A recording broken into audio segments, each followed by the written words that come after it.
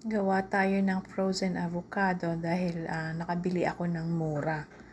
Kaya hinog na sila lahat, kaya gawin natin siyang frozen.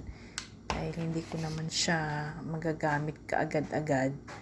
So para hindi masayang, yan, binalatan na natin siya, tapos ilagay natin siya sa loob ng freezer para patigasin. Tingnan natin yung ating avocado kung matigas na siya. Mukhang matigas na. Matigas na siya. Ayan, na-frozen na natin ang avocado.